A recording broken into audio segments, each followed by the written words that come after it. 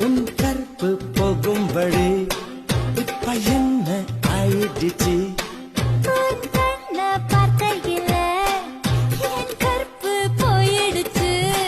நடையா நடந்து தெஞ்சத செருப்ப என்ன விட்டா வேறாரு